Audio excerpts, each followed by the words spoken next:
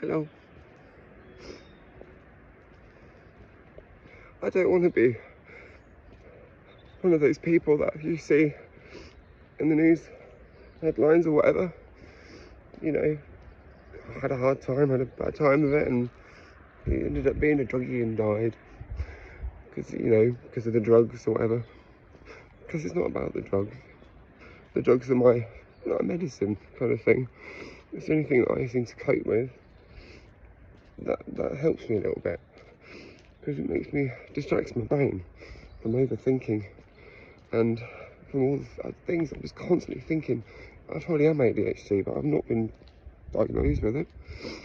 And every time I've gone to see a mental health specialist, they've said, you're fine, you're just quite intelligent and very, you know, easily stimulated and haven't got anyone to talk to particularly. And then I've been through a hell of a lot, and like lots of people do, and then everyone always interjects and say, oh, but I have, it's not the worst, because they want to tell me about their problem. But I can't fathom why I talk about it so much. It's just like, it was hard, really hard for me, because I never expected it. I don't want to go on about it anymore. It's just disgusting, the fact that I would mention it, but that is not an excuse. It's the reason why I'm the way I am. Matthew James Wardman, you've fucked me up. Well done. Clap, clap, clap. You're a nasty sod. You got what you wanted. You got money out of me. You got my parents to not be very well. You cursed at Latin, or your sister and your mum and your dad. I know you're going to be all ill, and it was evil. He made me eat feces, human shit. You give me shit for the past year. You sit there and eat that. I thought it was a melted Twix. It was shit. And he goes, oh, you're disgusting. I couldn't fathom somebody was like that. He made me shoplift under duress. I'm a good person. I don't steal. I don't lie. I left my lovely, lovely boyfriend of 7.5 years, Robert. We were getting complacent, and I've never ever been shocked and woken up so much in life than to be abused the way that I was. And he used to say to me, do you think you're being abused? In his little voice. And I'd say, this is Matthew, the abusive one, and I'd say, of course you're not, of course you're not. Even though I was having arguments and you know, I fought back one time and broke my cheekbone because he hit me and kicked me in the face and broke my face. There's so much to talk about. I don't want to go on about it, but then police looking through the letterbox and like saying, hello, anyone there? And we just stay quiet because we just stood there, and it was entrapment. It was entrapment through just the fact that he wanted to use me. I was stupid and gullible, naive, and very, very, very, very insecure. I might not look it, but I am very insecure. I was that geeky guy at school, you know, steps, team maider, picked on, shiny shoes, goofy teeth. I'm a good person, and I'm a product of my parents who are hippies. Mum's not very well, she's never worked. My parents haven't worked, so obviously I've never had any career aspirations particularly. I just like to be there for somebody. I'm a good partner for somebody. Like, I met somebody when I was 16, moved away to Reading from Peterborough, which is a good 2-3 hours drive, and I just didn't grow up.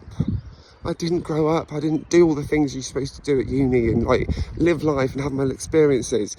And especially on top of that, I was nurtured and wrapped in bubble wrap as a Jehovah's Witness. So I didn't know about life and what it was going to bring me and throw at me. I was completely unaware. I was like a baby or a child without any parent being pushed into a lion's den or something of that analogy. I'm very cultured and I talk a lot because I've been to theatre. I've been with people that my first boyfriend was 13 years older than me. I was with him for 8 years. I eventually, you know, cheated on him like a twat because I got bored. And I don't like rocking the boat. So I don't like to, and it became a habit and an easy thing to do, which is disgusting. So then I got with somebody else, and eventually it happened again when I got complacent. And I can't help but feel so sick to my stomach with what I did. I thought I was getting my comeuppance with my third boyfriend, the 18 months of hell. But it's not comeuppance, it's not fair to do things like that. So all I wanted to do was raise awareness of the fact and be selfish for once after it happened. So I didn't write statements to the police. I retracted all my statements that my ex did for me, because of the fact I rented apartments and things in my name, even though I've never rented anywhere in my life. I moved out of home with him because he made me. He said, "Oh, do this. I'll pay you back. I'm coming into inheritance. My grandmother is just died, and she's part of the Anastasia family and very wealthy. And the Imperial Diamond blessed me, and all this skincare products he's just quoted me. I'm not interested in money, but I was bedazzled by his charm and by his wit and by his." Yes, he smelled lovely. He wore oud, Akos Palmer oud. He smelled like a Saudi Arabian god. And it was such a distraction and so different from anything that I'd ever seen before. I thought, yes, this is what I need. So, and he was hot as hell, with really bedazzling Polish eyes and lovely, lovely man. But yeah, he let me down. He was a trickster, and I fell for it, iron and sinker. So to battle that, and because I'm a nice person, I don't seek revenge or remorse. I don't feel remorseful about anything or anyone. But because I've been so nice all my life. And why am I nice? Because I've been brought up really soft, to be honest, and loving, which is lovely. My parents are lovely. But when most people watch You've Been Framed or a comedy show about people hurting themselves, like Jackass, they go, they go, like my heart's in my mouth. I'm soft as anything. And I don't blame my family. It's just we are all conditioned by the way we were brought up. And I had a lovely upbringing, but it was close. I was like a horse with blinkers on. Did not see, and I need that. I should sort of LGTI. And I always put myself down. Why do I put myself down? Because I take things literally and to heart, always. So when people say to me, "Oh, you got bad breath," or one day, "Oh, you've got goofy teeth," or "You've got a big belly," I take it to heart, mate. Sorry, I take it to heart. So all these little digs and jibes mates used to do to me, the nice one, Robert, or even the other one, because he wasn't happy about himself, perhaps, I took to heart, and I thought, oh, I'm not good enough. We got complacent. I ended up cheating. I felt bad about it, but I loved what we had, our little family time, and it felt comfortable. I wish I'd never ever have broken it up, but at the same time, I never lived, and I needed to have the excitement and the drive and the life lessons that I've had now. Yes, I got into cocaine. I've got over that. And now I've got into this new chemsex scene because I decided to do porn to get my sexual confidence back, because I wanted to go wild. It's a long story. Hope you're taking notes. But yeah, this is a summary of basically everything that's happened. And so far, I'm doing 7 minutes to 8 minutes. It's not too bad. Normally, I've got loads and loads of videos, all dotted all over the place up until this point, that I was going to connect together. But this is just a nice stream of chat, and it's all from the heart, and it's all genuine. I'm hoping that people listen to this. I'm talking fast because yes, I have been on Tina, which is crystal meth. I have been in the police station and the ambulance and the hospital so many times, and people think that's insane. They say don't do the same thing over and over and over again because it's insane. Well, it took me 7 driving tests, but I'd get there eventually. Does that make sense? So basically, my ex was abusive. I didn't like it. I grew up as a person though. I thought, oh, that's the only thing as a practical learner that I've learned from it. So I'm trying to do the same thing. So when I wasn't with him, I wanted to feel what I felt for him. So I did coke, blah, blah, blah. And then I spoke to people during lockdown, got my friends back, and then made new friends. And I got there. I feel really confident about myself. I'm digressing slightly. The point is, I lost my train of thought. This is really bad. The point is, I am lonely. I'm very lonely, and I've suddenly come to the realisation that my parents are getting elderly and poorly, and I have to grow the fuck up. And it's scary as hell because I'm not ready. I'm a child inside my mind, and I've been so distracted by all this stuff going on in my life that I've not seen the world turning around me. And then all of a sudden, my parents might not be here with me. I don't have any savings, I don't have any house. I'm kind of screwed. And then people look at me and go, you've got nothing, you're just a pleb. And that's not my fault, because I say I was abused. I was abused, but I've just taken it really, really hard. Me trying to promote things and think, oh, Mr. Gangland to promote awareness of gay domestic abuse. But because I'm quite good looking, and I won't lie, I fairly am. I'm proud of my genes, my parents' family. I'm not the best, but I'm alright. I've had nose jobs and stuff. And I work on my weight, and I think I'm alright. I must be alright to do porn and escorting anyway. But anyway, I'm proud of that. I know that. But I come across really insecure, and I am insecure, but it's really hard to explain. I'm insecure, but at the same time I'm confident. I'm just very, very modest, and I'm not a cocker or a big head. I don't like big heads. I don't like people that are like, oh, look at me, because I'm not like that. Inside, I'm like Shallow Hal, is the film, the analogy I'm looking for. But you think you're all that, and do you see what I'm saying? It's hard to explain. Anyway, at the end of the day, I'm a good person. People that know me, they know me. I always say I love you, don't ever doubt me.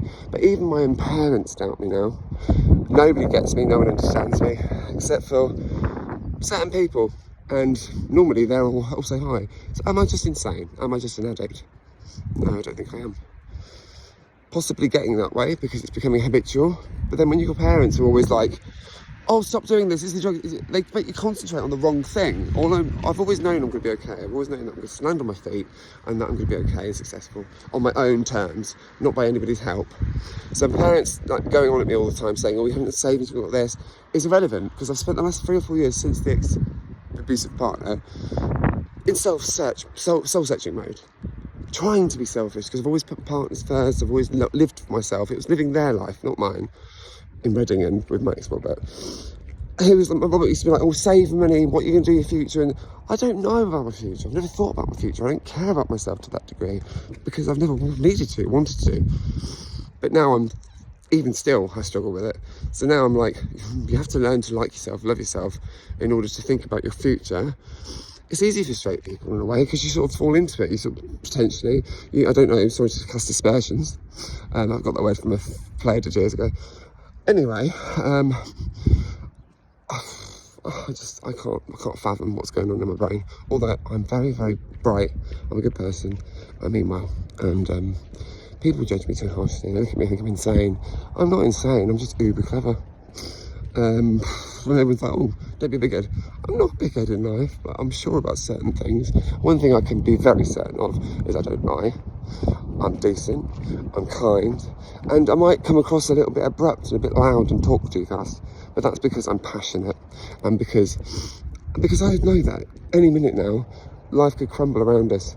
Because I know that in growing up religious, for example, that was to me a waste of time because my parents don't believe it anymore. They persistently don't believe it anymore. And I took it to heart. I thought I was going to see my parents in heaven and everything's going to be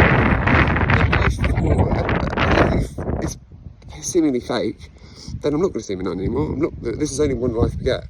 I'm like, oh fuck, I'm screwed. What am I going to do? And the only thing I think of doing, and which was confirmed when I did Mr. England, they said, what's going to be on your tombstone? What do you want people to remember you by? I just said, fuck, my eyes rolled up and I went, good person, friend to all. I couldn't think of what to say because I don't have anything specifically.